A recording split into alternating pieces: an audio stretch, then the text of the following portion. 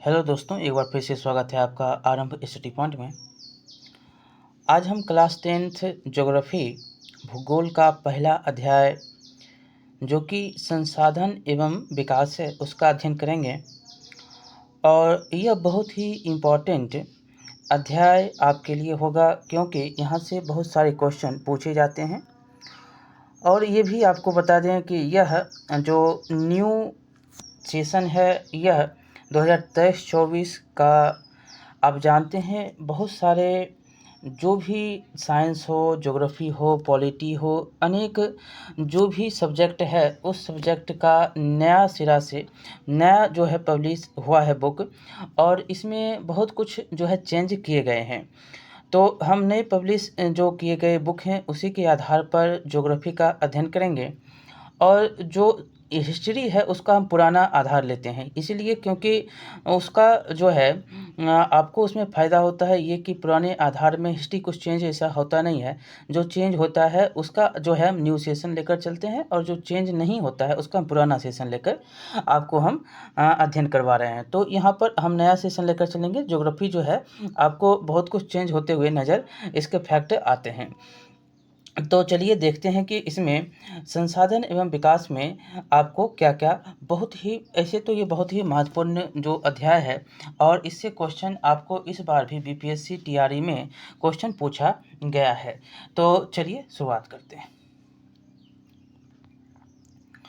देखिए लिखा गया है कि क्या आप उन वस्तुओं का नाम बता सकते हैं जो गाँव और शहरों में हमारे जीवन को आराम पहुँचाते हैं। ऐसी वस्तुओं की एक सूची तैयार करें और इनको बनाने में प्रयोग होने वाले पदार्थों का नाम बताइएगा। यहाँ पर आप जानते हैं कि आप बस का उपयोग करते हैं, आप साइकिल का, मोटरसाइकिल का, अनेक वस्तुओं का इस्तेमाल करते हैं। यहाँ पर देखिए लिखा गया है कि हमारे पर्यावरण में, एक मिनट जूम करके हम आपको इसका सिर्फ जो मेन पॉइंट है उसको लेकर चलते हैं, ऐसे ही रहने देते हैं, सिर्फ मुद्दा आप समझेंगे। यहाँ पर देखेंगे, देखिएगा कि हमारे पर्यावरण में उपलब्ध प्रत्येक वस्तु जो हमारी आवश्यकताओं को पूरा करने में प्रयुक्त की जाती है और जिनको बनाने के लिए प्रौद्योगिकी उपलब्ध है, जो आर्थिक रूप से संभाव्य और सांस्कृतिक रूप से मान्य हैं, एक संसाधन है। जिस वस्तु का आप जो है अपनी सहायता के लिए उपयोग करते हैं, आप जिस वस्तु का जिस प्रकार से आप मोबाइल का उपयोग कर रहे हैं, क्या है? एक संसाधन है।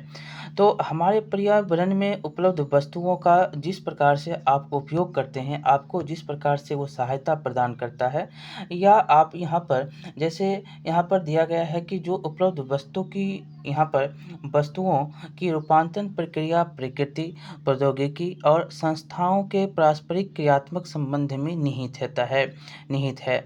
मानव प्रौद्योगिकी एक प्रकृति के साथ क्रिया करते हैं और अपने आर्थिक विकास की गति को तेज करने के लिए संस्थाओं का निर्माण करते हैं। क्या आप भी अन्य वस्तुओं से लोगों की तरह संसाधनों को प्राकृतिक उपहार समझते हैं? ऐसा नहीं है। संसाधन मानवीय क्रियाओं का परिणाम है और मानव स्वयं संसाधनों का महत्वपूर्ण हिस्सा है। सबसे बड़ा संसाधन आप देखें तो मानव संसाधन ही है। आप मानव का जिस प्रकार से उपयोग कर सकते हैं। मतलब उससे जितना चाहे उतना उत्पादन आप करवा सकते हैं। आप जानते हैं कि मानव एक ऐसा संसाधन है जो आपकी मतलब कि एक जो रोबोटिक काम जो आप अनेक प्रकार के अब क्रियाकलाप में ले रहे हैं, तो उससे आप देखते हैं कि रोबोट का भी निर्माण कौन कर रहा है? तो मानव कर रहा है। मानव क्यों कर रहा है रोबोट का निर्माण? इसलिए क्योंकि उसका जो है हम ज़्यादा से ज़्यादा काम कम समय में जो है निष्पादित कर सके। तो इसके लिए यह जो है कौन कर रहा है? तो मानव। मानव देख सकते हैं कि चंद्रमा पर किसके द्वारा पहुँचाया गया? तो मानव की सोच और उसके विज्ञान के कारण ही जो है वहाँ पर पहुँच सके, चंद्रमा पर हम चंद्रयान 3 को लैंड करा सके। ये सारे के सारे मानव हैं।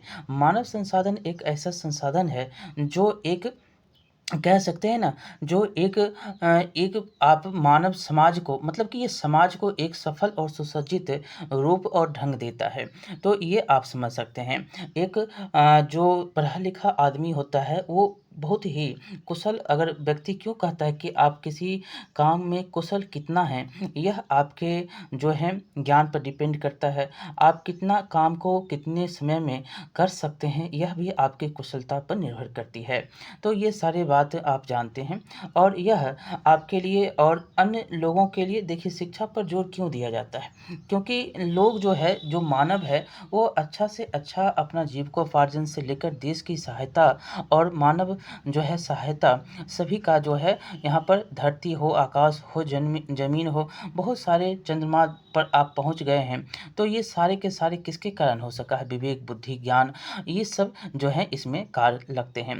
तो यही है कि आप ज़्यादा से ज़्यादा ज्ञान लोगों को यहाँ पर शिक्षित करने में लगाते हैं, तो आप आगे उतना ही तेज़ी से बढ़ते हैं। अभी देखिए मानव पर अंग्रेज़ नहीं करता था, अंग्रेज़ जो है 1 लाख रुपया दिया लेकर बाद में जो है धीरे-धीरे अभी शिक्षा पर बजट जो है कितना बहुत तेज़ी से बढ़ता हुआ नज़र आ रहा है। यही है मानव पर अब काम किया जा रहा है। चलिए, आगे देखेंगे इसमें। इसमें जो मुख्य रूप बात यहाँ पर है कि क्या आप भी अन्य जो है अन्य बहुत से लोगों की तरह संसाधनों को प्राकृतिक उपहार समझते हैं? ऐसा नहीं है। संसाधन मानवीय क्रियाओं का परिणाम है। मानव स्वयं संसाधनों का महत्वपूर्ण हिस्सा है। वह पर्यावरण में पाए जाने वाले पदार्थों को संसाधनों में परिवर्तित करते हैं तथा उन्हें प्रयोग करते हैं। इन संसाधनों का वर्गीकरण निम्न प्रकार से किया जा सकता है। यहाँ पर देख सकते हैं एक जो है का में है कि उत्पत्ति के आधार पर जैव और अजैव। देखिए जो समाप्त होता है समाप्यता के आधार पर जो होता है वो नवीकरणीय और अनवीकरणीय योग होता है और स्वामित्व के आधार पर व्यक्तिगत, सामुदायिक, राष्ट्रीय और अंतर्राष्ट्रीय और विकास के स्तर के आधार पर संभावी, विकसित, भंडार और संचित कोष। ये संसाधन को आप वर्गीकृत इस प्रकार से 4 प्रकार से किया गया। हम एक-एक बात को यहाँ पर देखेंगे। एक यहाँ पर पिरामिड है, एक है भौतिक पर्यावरण, एक है प्रौद्योगिकी और एक संस्था। सभी में मानव है। मानव से देख सकते हैं कि प्राकृतिक संस्थाएँ, प्रौद्योगिकी। ये प्राकृतिक प्रौद्योगिकी और संस्थाओं के मध्य में अंतर संबंध किसका है? तो मानव का है। ठीक है? आगे देखिए, ये देखिए संसाधन। संसाधन 2 प्रकार के, एक प्राकृतिक, एक मानवीय। प्राकृतिक में होता है नवीकरणीय और एक होता है अनवीकरणीय। नवीकरणीय को आप 2 भागों में बाँटते हैं, एक होता है सतत और एक होता है जैव। सतत में जो होता है वो होता है पवन और जल। मतलब कि सतत अथवा प्रवाह मतलब कि वो कभी ख़त्म नहीं होने वाला। तो वो क्या हो जाएगा? पवन और जल। हवा है, जल है और जैव में आता है नवीकरणीय में ही प्राकृतिक, वनस्पति और वन्यजीव। ये भी क्या है? जैव हैं।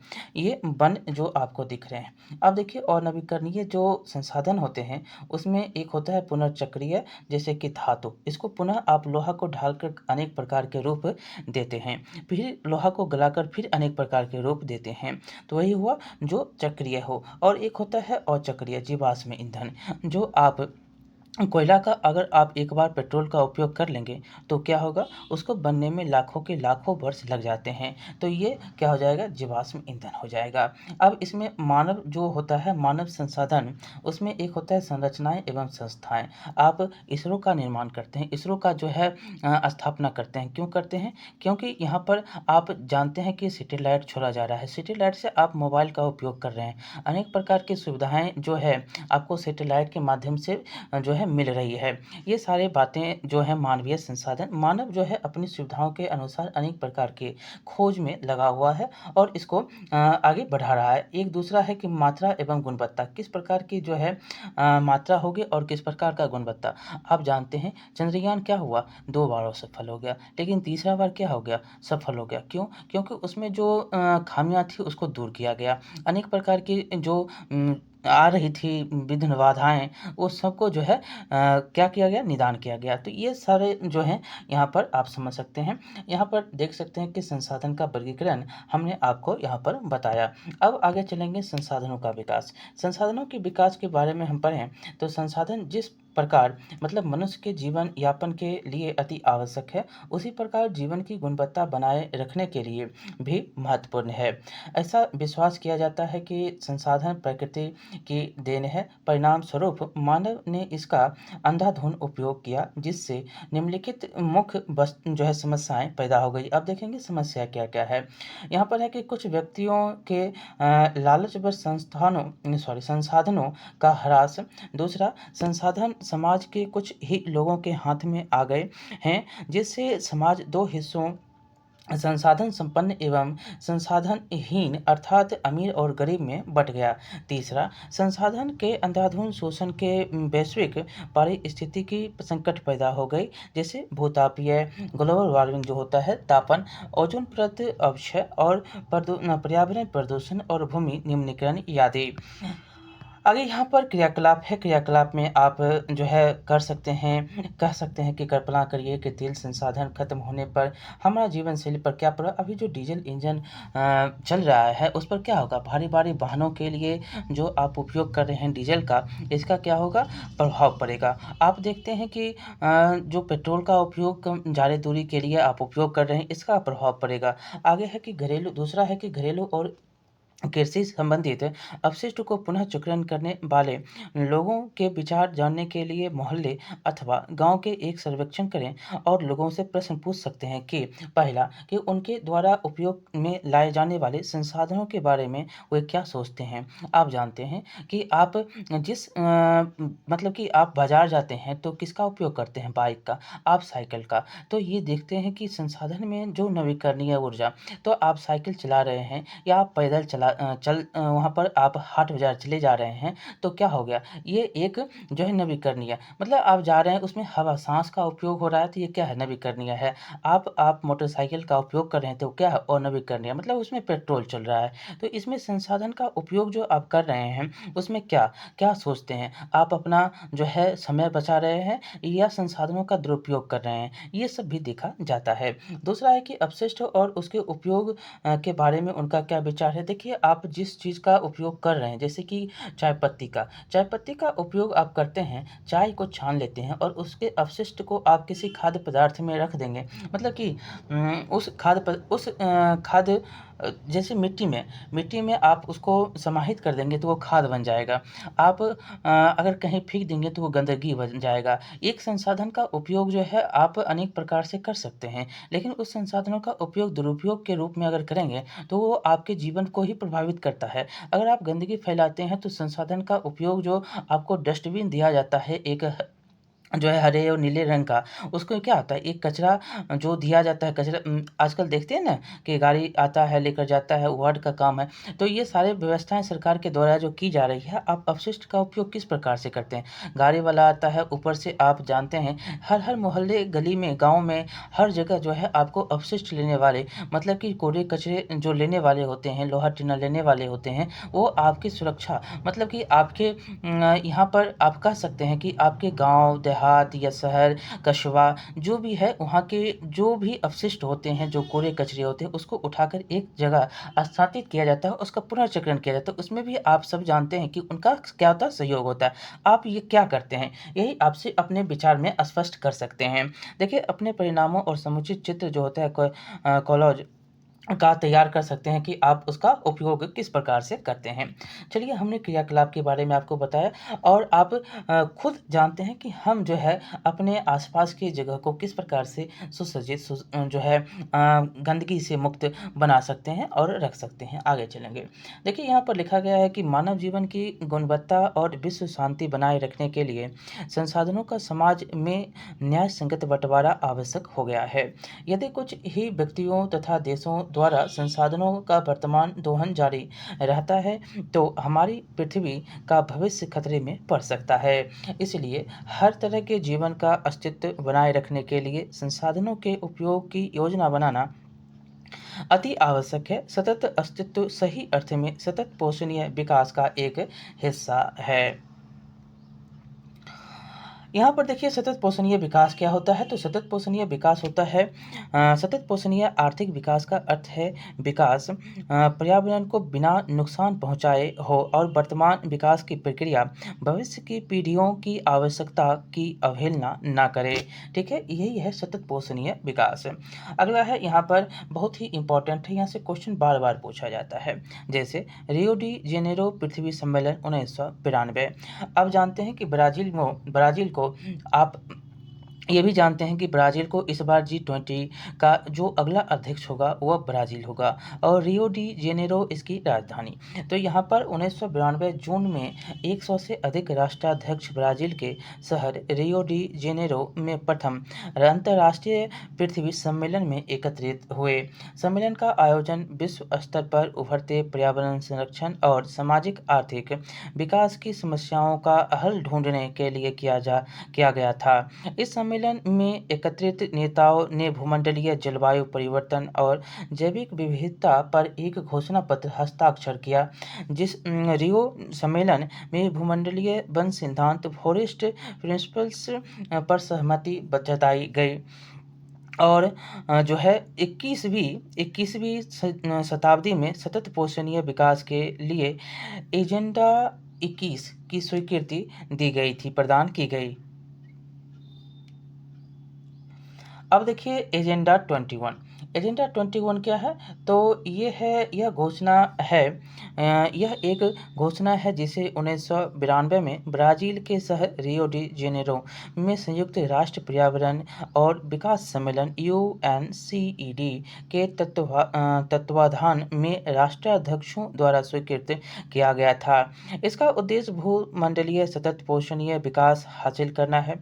यह एक कार्यसूची है जिसका जो है उद्देश्य समान हितों, पारस्परिक आवश्यकताओं एवं सम्मिलित जिम्मेदारियों के अनुसार विश्व सहयोग के द्वारा पर्यावरणीय क्षति और जो है गरीबी और रोगों से निपटना है। एजेंडा 21 का मुख्य उद्देश्य यह है कि प्रत्येक स्थानीय निकाय अपना स्थानीय एजेंडा 21 तैयार करे। अगला अब हम इसमें पॉइंट पढ़ेंगे जो होगा संसाधन नियोजन। देखिए लिखा गया है कि संसाधन के विवेकपूर्ण उपयोग के लिए नियोजन एक सर्वमान्य रणनीति है। इसीलिए भारत जैसे देश में जहां संसाधनों की उपलब्धता में बहुत अधिक विविधता है, यह और भी महत्वपूर्ण है। यहाँ ऐसे प्रदेश भी हैं जहां एक तरह से संसाधनों की प्रचुरता है, परंतु दूसरी तरह के संसाधनों की कमी है। कुछ ऐसे प्रदेश भी हैं जो संसाधनों की उपलब्धता के संदर्भ में आत्मनिर्भर हैं और कुछ ऐसे भी प्रदेश हैं जहां महत्वपूर्ण संसाधनों की अत्यधिक कमी है। उदाहरणार्थ देखेंगे तो झारखंड, मध्य प्रदेश और छत्तीसगढ़ आदि प्रांतों में खनिजों और कोयलों के प्रचुर भंडार हैं। अरुणाचल प्रदेश में जल संसाधन प्रचुर मात्रा में पाए जाते हैं, परंतु मूल विकास की कमी है। राजस्थान में पवन और सौर ऊर्जा संसाधनों की बहुतायत है, लेकिन जल संसाधन की कमी है। लद्दाख का शीत मरुस्थल देश के अन्य भागों से अलग थलग पड़ता है। यह प्रदेश सांस्कृतिक विरासत का धनी है, परंतु यहाँ जल आधारभूत अवसंरचना तथा कुछ महत्वपूर्ण खनिजों की कमी है। इसीलिए राष्ट्रीय, प्रांतीय, प्रादेशिक और स्थानीय स्तर पर संतुलित संसाधन नियोजन की आवश्यकता है। अब क्रियाकलाप आप करेंगे कि अपने राज्य में पाए जाने वाले संसाधनों की सूची तैयार करें और जिन महत्वपूर्ण संसाधनों की आपके राज्य में कमी है उनकी पहचान करें। आगे हम पॉइंट पढ़ेंगे जिसमें है कि भारत में संसाधन नियोजन। देखिए लिखा गया कि संसाधन नियोजन एक जटिल प्रक्रिया है जिसमें निम्नलिखित सोपान है। पहला का है कि देश के विभिन्न प्रदेशों में संसाधन की पहचान कर उनकी तालिका बनाना। यह जो है इस कार्य में क्षेत्रीय सर्वेक्षण, मानचित्र बनाना और संसाधनों का गुणात्मक एवं मात्रात्मक अनुमान लगाना व मापन करना है। दूसरा ख है कि संसाधन विकास योजनाएं लागू करने के लिए उपयुक्त प्रौद्योगिकी, कौशल और संस्थागत नियोजन ढांचा तैयार करना है। और ग है कि संसाधन विकास योजनाओं और राष्ट्रीय विकास योजनाओं में समन्वय स्थापित करना है। और यहाँ पर अगला देखेंगे कि स्वाधीनता के बाद भारत में संसाधन नियोजन के उद्देश्य की पूर्ति के लिए महत्वपूर्ण पंचवर्षीय योजना से ही प्रयास किए गए। ज्ञात करने के लिए कहता है, ज्ञात करो कि समुदाय भागीदारी की सहायता से समुदाय, ग्राम पंचायत और वार्ड स्तरीय समुदायों द्वारा आपके आसपास के क्षेत्र में कौन से संसाधन विकसित किए जा रहे हैं। आप जानते हैं कि मनरेगा, मनरेगा क्या है? ग्राम पंचायत। आपके यहाँ जो है जो एजेंडा 21 है उसमें आपको इसकी भागीदारी देखने को मिलती है। जो आप देखते हैं कि 100 दिनों की कार्य जो महिलाओं को, पुरुषों को दिया जाता है उसमें। और ये भी आप जानते हैं कि वृक्ष लगाने के लिए सरकार खुद अपना क्या करती है, तो आर्थिक सहायता के साथ-साथ वृक्ष भी उपलब्ध कराती है। ये सारे देखने को मिलते हैं। आगे चलेंगे, ये पर्यावरण के लिए। अगला है कि किसी क्षेत्र के विकास के लिए संसाधनों की उपलब्धता एक आवश्यक शर्त है, परंतु प्रौद्योगिकी और संस्थाओं में जो है तदनुरूपी परिवर्तनों के अभाव में मात्र संसाधनों की उपलब्धता से ही विकास संभव नहीं है। देश में बहुत से क्षेत्र हैं जो संसाधन समृद्ध होते हुए भी आर्थिक रूप से पिछड़े प्रदेशों की गिनती में आते हैं। इसके विपरीत कुछ ऐसे प्रदेश हैं जो संसाधनों की कमी होते हुए भी आर्थिक रूप से विकसित हैं। क्या आप संसाधन संपन्न परंतु आर्थिक रूप से पिछड़े और संसाधन विहीन परंतु आर्थिक रूप से विकसित प्रदेशों का नाम बता सकते हैं? ऐसी स्थिति में होने का कारण बता सकते हैं। यहाँ पर देखिए, संसाधन बिहार में क्या है? संसाधन की कमी है। अधिक से अधिक लोग बाहर की ओर क्यों प्रवासित हो रहे हैं? इसीलिए हो रहे हैं क्योंकि यहाँ पर संसाधन नहीं है। आप जो जिस प्रकार यहाँ पर झारखंड था साथ में, तो संसाधन था, काम मिलता था। यहाँ पर संसाधन उस प्रकार का नहीं है। संसाधन इस प्रकार इसलिए भी नहीं है क्योंकि उत्तर के क्षेत्र में पड़ता है। साथ ही साथ आप देखते हैं कि उतना जो समुद्री एरिया का जो आप देखते हैं ये भाग जो है, ये भाग यहाँ पर ज़्यादा विकास है। क्यों है? क्योंकि यहाँ से जो है ट्रांसपोर्टिंग माल बहुत ज़्यादा होता है, तो ये विकसित है। अगर आप बिहार को देखते हैं तो उतना विकसित नहीं है। अभी हाल ही में कुछ कार्य किए जा रहे हैं जो गंगा और जो है हुगली में आप देखते हैं कि नाव परिचालन के द्वारा यहाँ पर सामान का अनलोड लोड किया जाएगा। तो यहाँ पर ये धीरे-धीरे संसाधन के रूप ले सकते हैं। लेकिन अभी तत्काल देखेंगे तो गरीबी देशों में आता है बिहार। यहाँ पर गरीबी बहुत ही ज़्यादा है और यहाँ पर आप ये भी जानते हैं कि इतना गरीबी है कि हर मतलब साल लोगों को बाहर जाने की जो रेशियो है बढ़ती जा रही है। तो ये क्यों है? क्योंकि रोज़गार नहीं है। अगर आप रोज़गार देंगे बिहार में ही तो बिहार के लोग काहे बाहर जाएँगे? ये सारे सोचनीय बात है। परिस्थिति जो है ये आप देख सकते हैं। आगे चलेंगे। देखिए, उपनिवेश का इतिहास हमें बताता है कि उपनिवेशों में संसाधन संपन्न प्रदेश विदेशी आक्रमणकारियों के लिए मुख्य आकर्षक रहे हैं। उपनिवेशकारी प्रदेशों के उपनिवेशकारी देशों ने बेहतर प्रौद्योगिकी के सहारे उपनिवेशों के संसाधनों का शोषण किया तथा उन पर अपना आधिपत्य स्थापित किया। अतः संसाधन किसी प्रदेश के विकास में तभी योगदान दे सकते हैं जब वहाँ उपयुक्त प्रौद्योगिकी विकास और संस्थागत परिवर्तन किए जाए। उपनिवेश के विभिन्न चरणों में भारत ने इन सब का अनुभव किया है।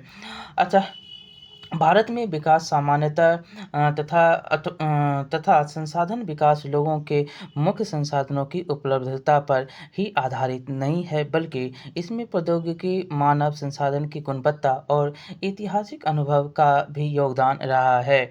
अगला है कि संसाधनों का संरक्षण। देखिए, संसाधन किसी भी तरह के विकास में महत्वपूर्ण भूमिका निभाते हैं, परंतु संसाधनों का विवेकहीन उपयोग और अति उपयोग के कारण कई सामाजिक, आर्थिक और पर्यावरणीय समस्याएं पैदा हो सकती है। इन संसाधनों से बचाव के लिए विभिन्न स्तरों पर जो है संसाधनों का संरक्षण आवश्यक है। बहुत काल से ही संसाधनों का संरक्षण बहुत से नेताओं और चिंतकों के लिए चिंता का विषय रहा है। उदाहरणार्थ आप देखेंगे तो गांधी जी ने संसाधनों के संरक्षण पर अपनी चिंता इन शब्दों में व्यक्त की है। हमारे पास हर व्यक्ति की आवश्यकता पूर्ति के लिए बहुत कुछ है, लेकिन किसी के लालच की संतुष्टि रोटी के लिए नहीं, अर्थात हमारे पास पेट भरने के लिए बहुत है, लेकिन पेटी भरने के लिए नहीं। उनके अनुसार विश्व स्तर पर संसाधन ह्रास के लालची और स्वार्थी व्यक्ति तथा आधुनिक प्रौद्योगिकी की शोषणात्मक प्रकृति जिम्मेदार है। वे अत्यधिक उत्पादन के विरुद्ध थे और और इसके स्थान पर अधिक बड़े जन समुदाय द्वारा उत्पादन के पक्षधर थे। यहाँ पर आप देख सकते हैं कि मैदान कितना है, 43%। पठार देखेंगे तो पठार कितना है, तो 27%। और पर्वत कितना है, तो 30%। ये आप एनसीईआरटी के क्वेश्चन को आप देखेंगे तो आपको क्वेश्चन भी यहाँ से क्वेश्चन पूछा जाता है। मैदान जो है मुख्य भू आकृतियों के अंतर्गत क्षेत्र जो है कितना आता है, बार बार ये जो है क्वेश्चन पूछे जाते हैं। चलिए यहाँ से आप 43, 27 और 30 ये याद रखेंगे, यहाँ से क्वेश्चन आता है। अब आगे हम चलेंगे। देखिए यहाँ पर लिखा गया है कि अंतर्राष्ट्रीय स्तर पर व्यवस्थित तरीके से संसाधन संरक्षण के वकालत 1968 में क्लब ऑफ रोम ने की। तत्पश्चात 1974 में सुमेसर ने अपनी पुस्तक स्माइल इज ब्यूटीफुल में इस विषय पर गांधी जी के दर्शन की एक बार फिर से पुनरावृत्ति की है। यहाँ पर देखिएगा कि 1987 में ब्रुंडटलैंड आयोग रिपोर्ट द्वारा वैश्विक स्तर पर संसाधन संरक्षण में मूलाधार योगदान दिया गया। इस रिपोर्ट ने सतत पोषणीय विकास जो सस्टेनेबल डेवलपमेंट होता है की संकल्पना प्रस्तुत की और संसाधन संरक्षण की वकालत की। यह रिपोर्ट बाद में हमारा साझा भविष्य मतलब कि आवर कॉमन फ्यूचर शीर्षक से पुस्तक के रूप में प्रकाशित हुई और इस संदर्भ में एक और महत्वपूर्ण योगदान रियो डी जेनेरो ब्राजील में 1992 में आयोजित पृथ्वी सम्मेलन द्वारा किया गया। बहुत बार पृथ्वी सम्मेलन कब आयोजित होता है, कहाँ आयोजित होता है, यह क्वेश्चन पूछा जाता है। 1992 ब्राजील, रियो डी जेनेरो। अगला क्वेश्चन इसमें जो है पूछा बहुत ही जा सकता है, तो ये याद रखेंगे। अब देखेंगे अगला पॉइंट इसमें कि भू संसाधन। भू संसाधन क्या है, तो भू मतलब होता है धरती। यहाँ पर देखिए हम भूमि पर रहते हैं, इसी पर अनेकों आर्थिक क्रियाकलाप करते हैं और विभिन्न रूपों में इसका उपयोग करते हैं। अतः भूमि एक बहुत महत्वपूर्ण प्राकृतिक संसाधन है और प्राकृतिक वनस्पति, वन्य जीवन, मानव जीवन, आर्थिक क्रियाएं, परिवहन तथा संचार व्यवस्थाएं भूमि पर ही आधारित है। परंतु भूमि पर एक सीमित संसाधन है, इसीलिए उपलब्ध भूमि पर विभिन्न उद्देश्यों के लिए उपयोग सावधानी और योजनाबद्ध तरीके से होना चाहिए। आगे है कि भारत में भूमि पर विभिन्न प्रकार की भू आकृतियां जैसे पर्वत, पठार, मैदान, द्वीप पाए जाते हैं। लगभग 43% भू क्षेत्र मैदान है जो कृषि और उद्योग के विकास के लिए सुविधाजनक है। पर्वत पूरे भूभाग क्षेत्र के 30% भाग पर विस्तृत है। वे कुछ 12 मासी नदियों के प्रवाह को संरक्षित करते हैं। पर्यटन विकास के लिए अनुकूल परिस्थितियां प्रदान करता है और पारिस्थितिकी के लिए महत्वपूर्ण है। देश के क्षेत्र का लगभग 27% हिस्सा पठारी और इस क्षेत्र में खनिजों, जीवाश्म ईंधन और वनों का अपार संचय कोष है। यहाँ पर हमने आपको पहले भी बताया, यहाँ पर देखेंगे भू उपयोग मतलब भूमि का उपयोग। देखिए भू संसाधनों का उपयोग विभिन्न उद्देश्यों से किया जाता है। पहला है वन, दूसरा है कि कृषि के लिए अनुपलब्ध भूमि, पहला इसमें है कि बंजर तथा कृषि योग्य भूमि, दूसरा गैर कृषि परियोजनाओं में लगाई गई भूमि जैसे इमारतें, सड़क, उद्योग और इत्यादि आप कह सकते हैं। तीसरा है कि प्रति भूमि के अतिरिक्त अन्य कृषि अयोग्य भूमि। इसमें पहला है कि अयोग्य भूमि में कि अस्थायी चारागाहों तथा अन्य गोचर भूमि, दूसरा विविध वृक्ष फसलों तथा उपवनों के अधीन भूमि जो शुद्ध बोए गए क्षेत्र में जो है शामिल नहीं है। तीसरा है की कृषि योग्य बंजर भूमि जहां 5 से अधिक वर्षों से खेती ना की गई हो। अब अगला है प्रति, चौथा है प्रतिभूमि। प्रतिभूमि में पहला है कि वर्तमान प्रति जहां एक वर्ष जो है कृषि एक कृषि वर्ष या उससे कम समय से ना की गई हो। दूसरा है कि वर्तमान प्रतिभूमि के अतिरिक्त अन्य प्रतिभूमि या पुरातन प्रति जहाँ 1 से 5 कृषि वर्ष से खेती ना की गई हो। अब पाँचवा है शुद्ध मतलब निवल। बोया गया क्षेत्र वह भूमि जिस पर फसलें उगाई व काटी जाती है वह शुद्ध मतलब निवल बोया गया क्षेत्र कहलाता है। एक कृषि वर्ष में एक बार से अधिक बोए गए क्षेत्र को शुद्ध मतलब निवल बोए गए क्षेत्र में जोड़ दिया जाए तो वह सकल कृषित क्षेत्र कहलाता है। ये बहुत ही इम्पोर्टेंट है। एक निवल क्या होता है मतलब शुद्ध बोया गया क्षेत्र, और उसमें अगर एक से अधिक जो है बोए गए क्षेत्र होते हैं तो ये क्या हो जाएगा, एक बार से अधिक बोए गए क्षेत्र अगर होंगे तो वही अगर इसमें हम जोड़ देंगे तो उसको सकल कृषित क्षेत्र कहा जाता है, सकल। ठीक है। अब अगला देखेंगे, यहाँ पर जो एक डाटा दिया गया है जिसमें directors of economics and statistics ministry of agriculture 2017 का रिपोर्ट है, जिसमें 1960 से 61 और 14 से 15 का यहाँ पर जो है अनुपात है कि किसका कितना जो है यहाँ पर बढ़ा हुआ। देखेंगे यहाँ ये जो क्षेत्र है ये क्षेत्र है गैर कृषि प्रयोजनों के अंतर्गत का क्षेत्र। 18% जो है वो है वन, 18.11%। ये जो है 1960-61 का। और उसके बाद देखें तो 12.01% जो है वो क्या है, वो बंजर है, मतलब कृषि अयोग्य भूमि है। और उसके बाद हम देखें तो यहाँ पर भाग जो है वो है कृषि गैर कृषि प्रयोजनों के अंतर्गत का क्षेत्र 4.95। और उसके बाद अस्थायी चारागाह और अन्य गोचर भूमि जो है 4.71% है। और विविध वृक्ष और फसलों तथा उपवनों का क्षेत्र जो है वो आपको देखने को मिलता है यहाँ पर 1.15। और अन्य भी आपको ये सारे पॉइंट देखने को मिलते हैं। अब देखिए यहाँ पर जो 2014-15 का यहाँ पर है वो है 45.5% जो है कृषि योग्य शुद्ध जो है निवल मतलब शुद्ध बोया गया क्षेत्र है। ठीक है, निवल क्षेत्र है। और 23.3% जो क्षेत्र है यह आपको प्रतिभूमि के अतिरिक्त अन्य पुरातन प्रतिभूमि आपको देखने को मिलती है। वर्तमान प्रति जो है वो मात्र आपको देखने को जो मिलता है वो मिलता है 5 ये है 4.9%। ठीक है, 4.9%। और कृषि अयोग्य और बंजर जो देखने को मिलता है वो 4% है। और अन्य भी यहाँ पर देखने को मिल रहे हैं। ये सारे जो हैं डिफरेंस यहाँ पर किए गए हैं। अब हम आपको बताएंगे भारत में भू उपयोग प्रारूप क्या है। तो भू उपयोग को निर्बाधित करने वाले तत्वों में भौतिक कारक जैसे भू आकृतिक, जलवायु और मृदा के प्रकार तथा मानवीय कारक जैसे जनसंख्या घनत्व, प्रौद्योगिकी क्षमता, संस्कृति और परंपराएं इत्यादि शामिल हैं।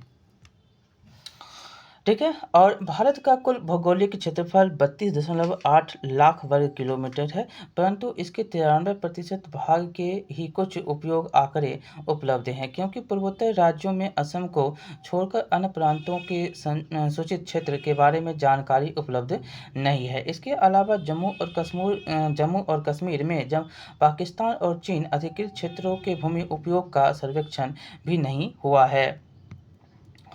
अब यहाँ पर जो है तुलना करने के लिए वही कहता है कितना शुद्ध है और कितना जो है यहाँ पर पहले 1960-61 और 14-15 में अंतर है। आगे है कि यहाँ पर कि अस्थायी चारागाहों के अंतर्गत जो भूमि कम हुई है, पशुधन की इतनी बड़ी संख्या के लिए चारा उपलब्ध कराने में कैसे समर्थ होंगे और इसके क्या परिणाम होंगे। वर्तमान प्रतिभूमि के अतिरिक्त अन्य प्रतिभूमि अनुपजाऊ हैं और इन पर फसलें उगाने के लिए कृषि लागत बहुत ज़्यादा है, अतः इस भूमि में 2 या 3 वर्षों में इनको 1 या 2 बार बोया जाता है। और यदि इसे शुद्ध मतलब निवल बोए गए क्षेत्र में शामिल कर लिया जाता है तब भी भारत के कुल सूचित क्षेत्र के लगभग 54% हिस्से पर ही खेती हो सकती है। आगे है कि शुद्ध मतलब बोए गए क्षेत्र का प्रतिशत भी विभिन्न राज्यों में भिन्न-भिन्न है। पंजाब और हरियाणा में 80% भूमि पर खेती होती है, परंतु अरुणाचल प्रदेश, मिजोरम, मणिपुर और अंडमान निकोबार द्वीप समूह में 10% से कम बोया जाता है क्षेत्र, ठीक है? और ये देख सकते हैं कि इन राज्यों में शुद्ध निबल जो होते हैं बोए गए क्षेत्र के कम अनुपात के लिए उत्तरदायी कारणों को ज्ञात कर सकते हैं, क्योंकि यह क्षेत्र क्या है? पहाड़ी क्षेत्र है, इसलिए ये बोया यहाँ पर बहुत कम जाया जाता है, बहुत कम होता है। अब आगे है कि हमारे देश में राष्ट्रीय वन नीति 1952 द्वारा निर्धारित वनों के अंतर्गत 33% भौगोलिक क्षेत्र वांछित है, जिसकी तुलना में वन के अंतर्गत क्षेत्र काफ़ी कम है। वन नीति द्वारा निर्धारित यह सीमा पारिस्थितिकी संतुलन बनाए रखने के लिए आवश्यक है। वन क्षेत्रों के आसपास रहने वाले लाखों लोगों की आजीविका इस पर निर्भर करती है। भू उपयोग का एक भाग बंजर भूमि और दूसरा गैर कृषि प्रयोजनों में लगाई गई भूमि कहलाता है। देखिए यहाँ पर याद रखना ये बात है। बंजर भूमि में पहाड़ी चट्टानें, सूखी और मरुस्थलीय भूमि शामिल है। गैर कृषि प्रयोजनों में लगाई भूमि में बस्तियां, सड़कें, रेल लाइन, उद्योग इत्यादि आते हैं। लंबे समय तक लगातार भूमि संरक्षण और प्रबंधन की अवहेलना करने और एवं लगातार भू उपयोग के कारण भू संसाधनों का निम्नीकरण हो रहा है। इसके कारण समाज और पर्यावरण पर गंभीर आपदा आ सकती है। अगला यहाँ पर है कि भूमि निम्नीकरण और संरक्षण उपाय। देखिए लिखा गया है कि भूमि एक ऐसा संसाधन है जिसका उपयोग हमारे पूर्वज करते आए हैं तथा भावी पीढ़ी भी इसी भूमि का उपयोग करेगी। हम भोजन, मकान और कपड़े की अपनी मूल आवश्यकताओं का 95% भाग भूमि से प्राप्त करते हैं। मानव क्रियाकलापों के कारण न केवल भूमि का निम्नीकरण हो रहा है, बल्कि भूमि को नुकसान पहुंचाने वाली प्राकृतिक ताकतों को भी बल मिला है। ठीक है। अगला है कि इस समय भारत में लगभग 13 हेक्टेयर भूमि निम्नीकृत है। इसमें से लगभग 28% भूमि निम्नीकृत वनों के अंतर्गत है। आगे देखें तो यहाँ पर 56% क्षेत्र जल अपर्दित है। यहाँ पर जो है ये वाले पॉइंट याद रखना है कि 13 करोड़ हेक्टेयर भूमि निम्नीकृत है। इसके अंतर्गत 28% भूमि निम्नीकृत वनों के अंतर्गत है और 56% क्षेत्र जल अपर्दित है और शेष जो है क्षेत्र लवणीय और क्षारीय है। कुछ मानव क्रियाओं जैसे कि वनोन्मूलन, अति पशुचारण, खनन ने भी भूमि के निम्नीकरण में मुख्य भूमिका निभाई है। आगे के खनन के उपरांत खदानों वाले स्थानों को गहरी खाइयों और मलबे के साथ खुला छोड़ दिया जाता है। खनन के कारण झारखंड, छत्तीसगढ़, मध्य प्रदेश और उड़ीसा जैसे राज्यों में वनोन्मूलन भूमि निम्नीकरण का कारण बना है। गुजरात, राजस्थान, मध्य प्रदेश और महाराष्ट्र के अति पशुचारण और भूमि निम्नीकरण का मुख्य कारण है। पंजाब, हरियाणा और पश्चिम उत्तर प्रदेश जैसे राज्यों में अधिक सिंचाई भूमि निम्नीकरण के लिए उत्तरदायी है। अति सिंचन से उत्पन्न जलाक्रांतता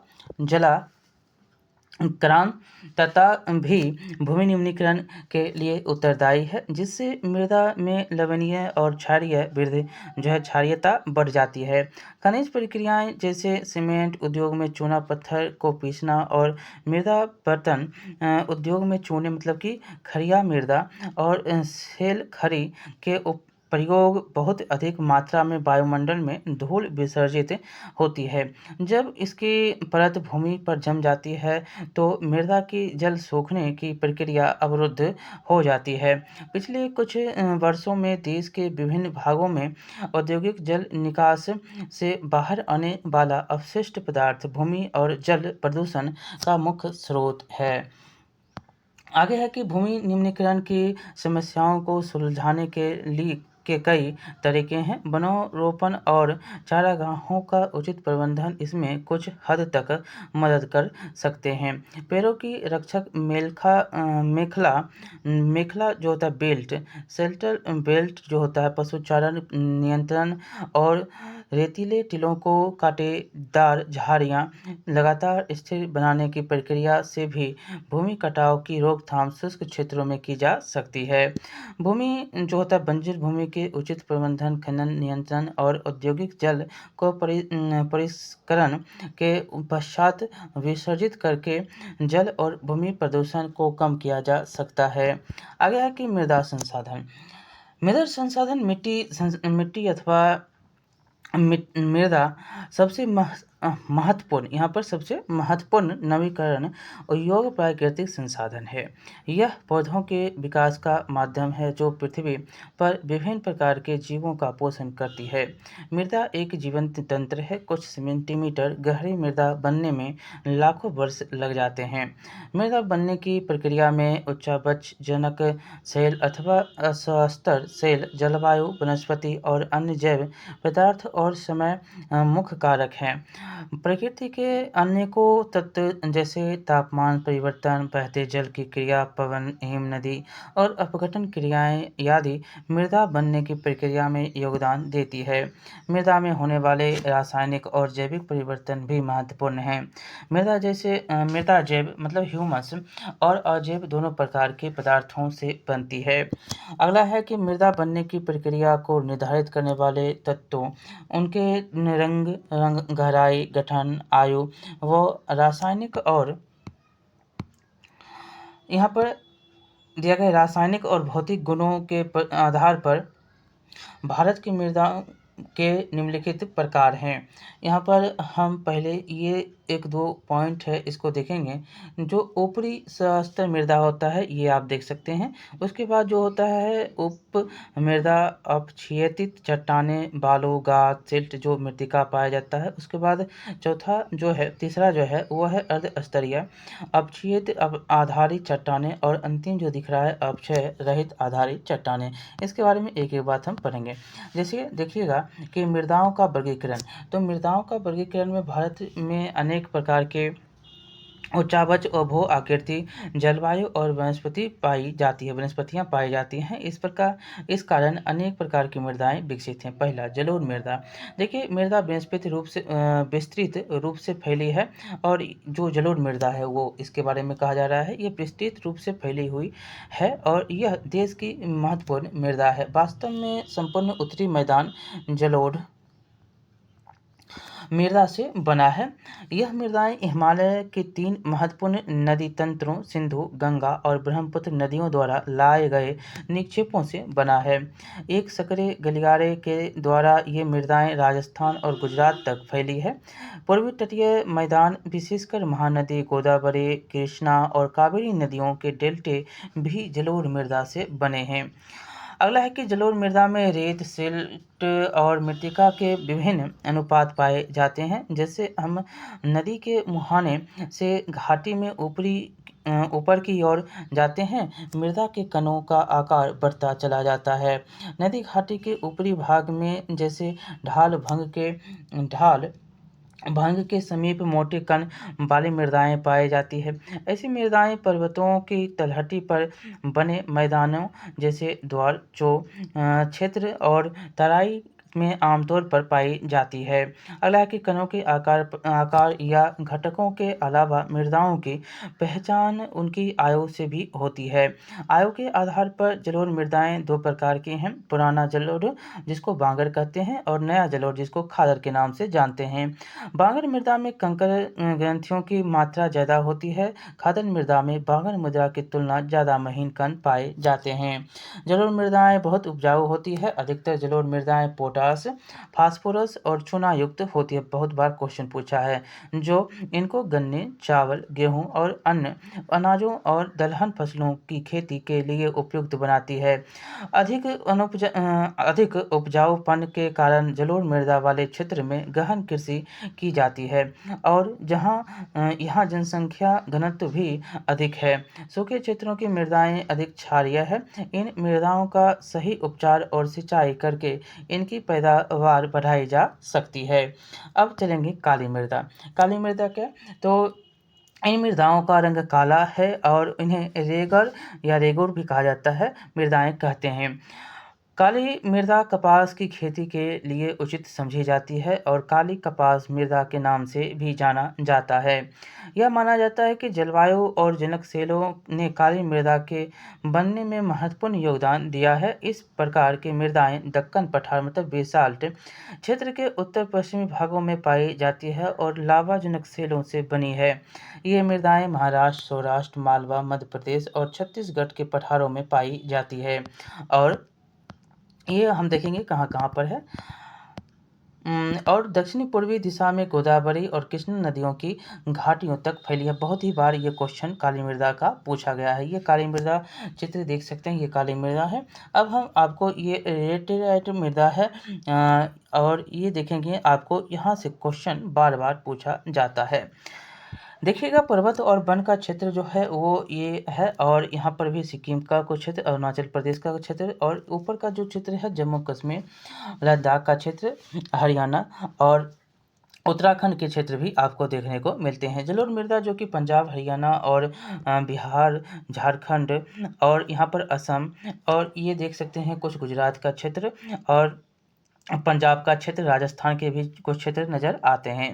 लाल और पीली मृदा जो है वो आपको यहाँ पर जो है उड़ीसा, बंगाल, पश्चिम बंगाल और तमिलनाडु, हैदराबाद और यहाँ पर महाराष्ट्र, ये तराई का क्षेत्र जो दिख रहा है आंध्र प्रदेश, तेलंगाना का क्षेत्र लाल और पीली मृदा मिलता है। काली मृदा जो कि महाराष्ट्र, गुजरात, मध्य प्रदेश के क्षेत्रों में, तेलंगाना, आंध्र प्रदेश के कुछ क्षेत्रों में पाया जाता है। तो ये गुजरात का क्षेत्र आप देख सकते हैं। लेटेराइट मृदा जो है वो आपको नीचे के भी जो तमिलनाडु का क्षेत्र है वहाँ पे और उड़ीसा के क्षेत्रों में भी कुछ मिलता है और यहाँ पर तेलंगाना के भी कुछ क्षेत्रों में मिलता है, ठीक है। और शुष्क जो मृदा है वो आपको तटीय क्षेत्रों में, जो कि पश्चिमी तटीय क्षेत्र देख रहे हैं, ये शुष्क मृदा आपको मिलता हुआ नजर आता है।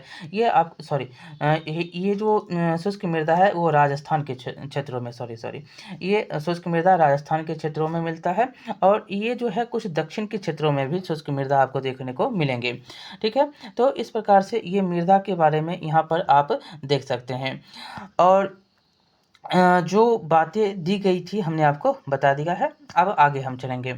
जो यहाँ पर लिखा गया है कि काली मृदा बहुत महीन कणों अर्थात मृत्तिका से बनी है। इसकी जो है नमी धारण करने की क्षमता बहुत होती है। इसके अलावा ये मृदाएं कैल्शियम कार्बोनेट, मैग्नीशियम, पोटास और चूने जैसे पौष्टिक तत्वों से परिपूर्ण होते हैं। ये पॉइंट याद रखना है। इसके महत्व परंतु इसमें फास्फोरस की मात्रा कम होती है। काली मृदा में क्या होता है, फास्फोरस कम होता है। ये क्वेश्चन बहुत बार पूछा है।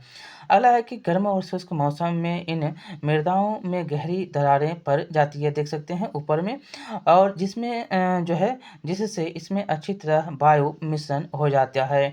गीली होने पर ये मृदाएं चिपचिपी हो जाती है और इनको जोतना मुश्किल होता है। इसीलिए इसकी जुताई मानसून प्रारंभ होने की पहले बौछार से शुरू कर दी जाती है। अब हम लाल और पीली मृदा के बारे में पढ़ेंगे। जो लिखा गया है कि लाल और पीली मृदा जो है, लाल मृदा दक्कन पठार के पूर्वी और दक्षिणी हिस्सों में रेवेदार आग्नेय चट्टानों पर कम वर्षा वाले भागों में विकसित हुई। लाल और पीली मृदाएं ओडिशा, छत्तीसगढ़, मध्य गंगा मैदान और दक्षिणी छोर पर और पश्चिमी घाट में पहाड़ी पद पर पाई जाती है। इन मृदाओं का लाल रंग रेवेदार आग्नेय और रूपांतरित चट्टानों में लौह धातु के प्रसार के कारण होता है। इनका पीला रंग इनमें जल योजन का कारण होता है। अब देखिए रेटेराइट मृदा। तो रेटेराइट मृदा जो है, रेटेराइट शब्द ग्रीक भाषा के शब्द लेटर से लिया गया, जिसका अर्थ होता है ईंट।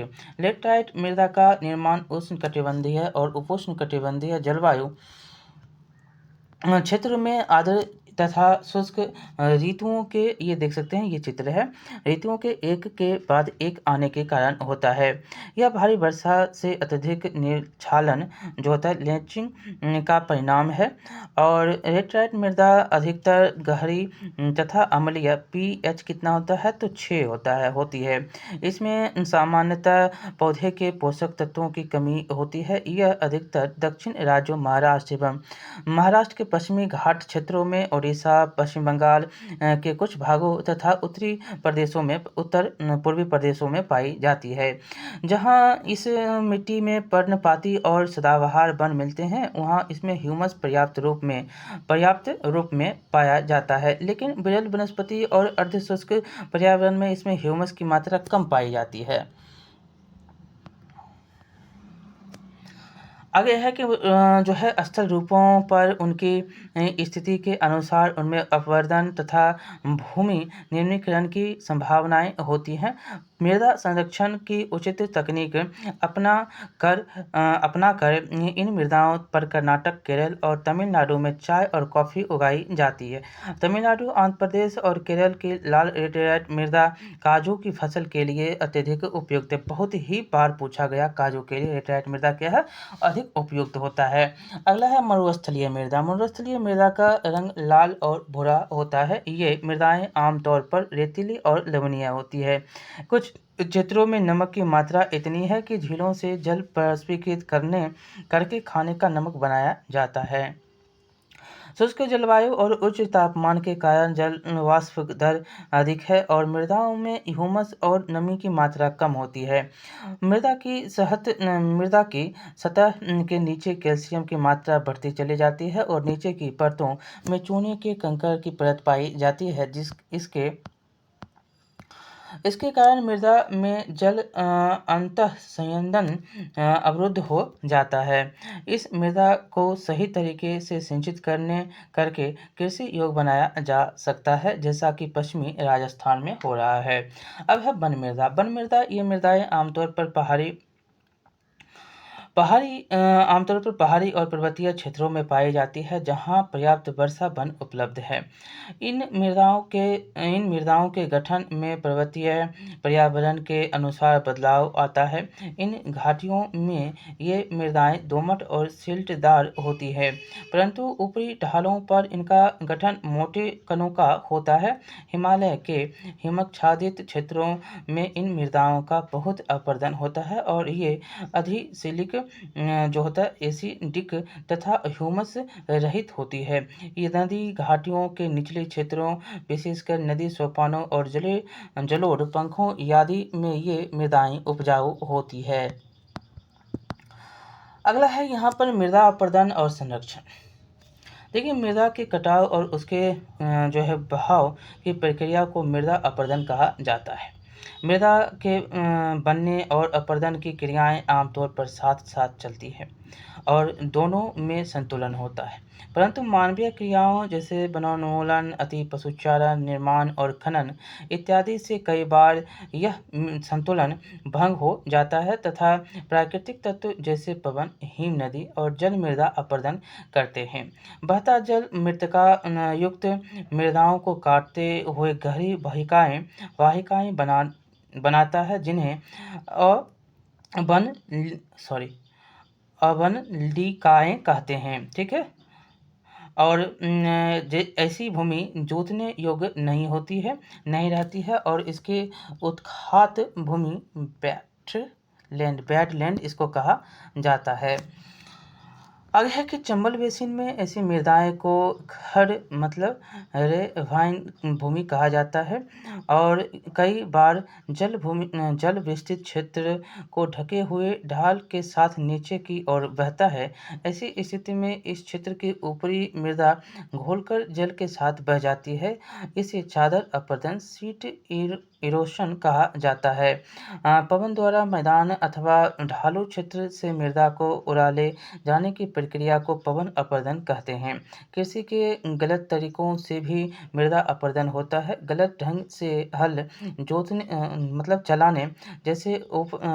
चलाने जैसे ढाल पर ऊपर से नीचे की ओर हल चलाने से वाहिकाएं बन जाती है, जिसके अंदर से बहता पानी आसानी से मृदा का कटाव करता है। ढाल वाली मृदा जो होती है, भूमि पर समोच्च रेखाएं के समानांतर हल चलाने से ढाल के साथ जल बहाव की गति घटती है। ये देख सकते हैं यहाँ पर। अब नालिका अपरदन जो हो रहा है वो क्या हो रहा है, मिट्टी कट रहा है और इससे क्या होता है, इसे अपर्दन देखिए इसे समोच्च जुताई कहा जाता है और ढाल वाली भूमि पर सोपान बनाए जा सकते हैं। सोपान कृषि अपर्दन को नियंत्रित करती है। पश्चिमी और मध्य हिमालय में सोपान अथवा सीढ़ीदार कृषि काफ़ी विकसित है। बड़े खेतों को पट्टियों में बांटा जाता है और फसलों के बीच में घास की पट्टियां उगाई जाती है। ये पबनी द्वारा जनित बल को कमजोर करती है। इस तरीके को पट्टी कृषि कहते हैं। ठीक है। स्ट्रिप फार्मिंग पेड़ों को कतारों में लगाकर रक्षक शेल्टर बेल्ट मेखला बनाना भी पद्मों की गति कम करता है। इन रक्षक पट्टियों का पश्चिमी भारत में रेत के टीलों के इस स्थायीकरण में महत्वपूर्ण योगदान रहा है।